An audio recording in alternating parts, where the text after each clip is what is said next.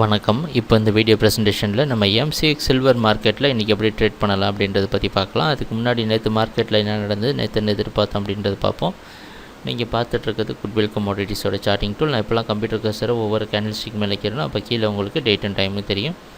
நம்ம பார்க்குற இந்த கேண்டில் ஸ்டிக் தான் நேற்று சில்வர் மார்க்கெட்டோட ப்ரைஸ் ஓப்பனிங்.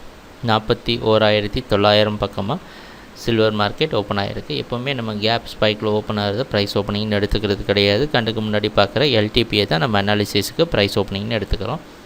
அந்த அடிப்படையில் நேற்று என்ன எதிர்பார்த்தோம் அப்படின்னா 42,600க்கு மேலே சில்வர் மார்க்கெட் போனால் தான் பையிங்க்கு வாய்ப்புண்டு, அப்படி இல்லைன்னா அது செல்லிங்க்கு அதிகமான வாய்ப்புண்டு அப்படின்றத எதிர்பார்த்துருந்தோம். அந்த அடிப்படையில் ப்ரைஸ் ஓப்பனிங்கும் பார்த்திங்கன்னா கீழே தான் ஓப்பன் ஆகிருந்தது. ஸோ அதனால் ஒரு தொடர்ச்சியாக செல்லிங் தொடர்ந்து நடந்துகிட்டு இருந்தது.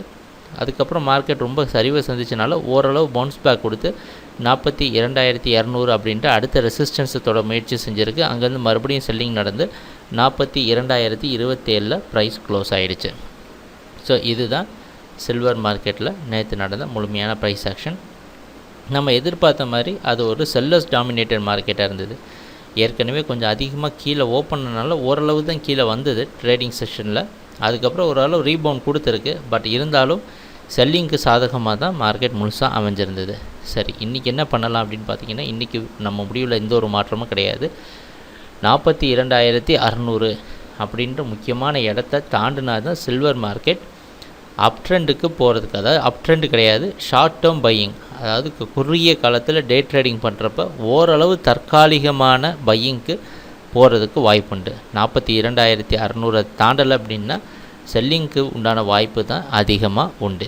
அப்படி இல்லாமல் இப்போது உதாரணத்துக்கு இந்த 42,260 அப்படின்ற இடம் ஒரு சப்போர்ட்டாக இருந்திருக்கு அப்படின்றத பார்த்தோம். ஸோ இந்த இடத்த விட்டு மேலே வர சமயத்தில் நம்ம குட்வில்லோட சார்ட்டிங் டூல் பை சிக்னல் கொடுக்கறதுக்கான வாய்ப்பு அதிகமாக உண்டு. அப்படி பை சிக்னல் கொடுத்ததுன்னா என்ன செய்யலாம் அப்படின்னா, ரொம்ப கவனமாக இருக்கணும். நாங்கள் பலமுறை சொல்லியிருக்கோம், சில்வரோட ட்ரெண்டை பொறுத்த வரைக்கும் அது டவுனில் இருக்குது.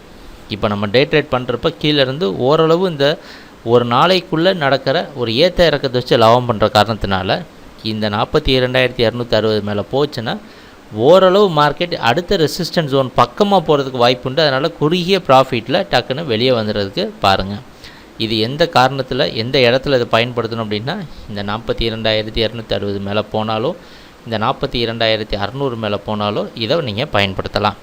அப்படி இல்லைன்னா மறுபடியும் ப்ரைஸ் இந்த 42,260 கீழே ட்ரேட் ஆகிட்டு இருந்தது அப்படின்னா மறுபடியும் சில்வர் மார்க்கெட் டவுன் ட்ரெண்டுக்கு சாதகமாக இருந்து 41,260 வரைக்கும் கீழே வரதுக்கு வாய்ப்புண்டு அப்படின்றத எதிர்பார்க்குறோம்.